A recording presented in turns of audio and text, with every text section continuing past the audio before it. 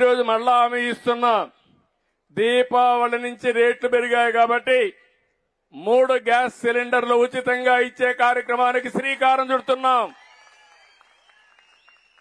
దీపం నేనే పెట్టాను, గ్యాస్ నేనే ఇచ్చాను, మళ్ళీ ఈరోజు ఉచితంగా నేనే ఇస్తున్నానంటే అది నా ఆడబిడ్డలకు నా మీదుండే ప్రేమ అని చెప్పి కూడా నేను మీకు తెలియజేస్తున్నా.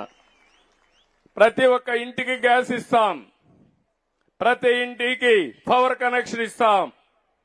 మార్చి 25 లోపల ఎక్కడన్నా మరుగుదొడ్లు వాడకపోతే మళ్ళా మరుగుదొడ్లు శాంక్షన్ చేస్తాం. కంపల్సరీగా విధిగా మరుగుదొడ్లు వాడే కార్యక్రమానికి మీరు శ్రీకారం చుట్టాలి. కమ్యూనిటీ మరుగుదొడ్లు మళ్ళా కట్టిస్తాం, ఉండేటి ప్రక్షాళన చేస్తాం. బయట పోయినప్పుడు ఎక్కడ కూడా ఆడబిడ్డలకు గాని ఎవరికి గాని మరుగుదొడ్డు లేదనకుండా ఈ కార్యక్రమానికి శ్రీకారం చుడతాం. 2027కి ప్రతి ఒక్క ఇంటికి మంచినీళ్లు ట్యాప్ ద్వారా ఇచ్చే కార్యక్రమానికి శ్రీకారం చుడతాం. ఇది తప్పకుండా జయప్రదం చేస్తాం.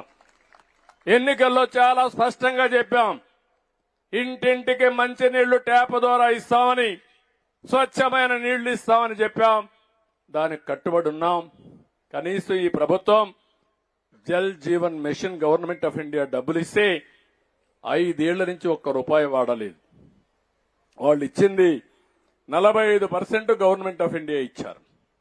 మనం ఒక 45% పెట్టుకొని 10% స్థానిక సంస్థలు గాని బెనిఫిషరీస్ పెట్టుకోవాలంటే దాన్ని కూడా వాడకుండా నిర్వీర్యం చేశారు.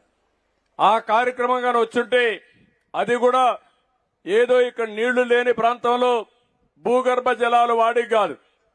కొన్ని భూగర్భ జలాలు బాగా ఉండవు. ఇక్కడంతా కూడా సముద్రం పక్కన ఉప్పు నీళ్లుంటాయి, కొన్ని దిక్కడ కలుషితమైన నీళ్లుంటాయి, కొన్ని దిక్కడ చేపల చెరువులున్నాయి. ఆ నీళ్లు తాగడానికి పనికిరావు. అందుకని ఎక్కడైతే రిజర్వాయర్లు ఉన్నాయో అలాంటి రిజర్వాయర్ నుంచి నీళ్లు తెమ్మని చెప్పి స్కీమ్ ఇస్తే దీని ఆటకెక్కిచ్చారు.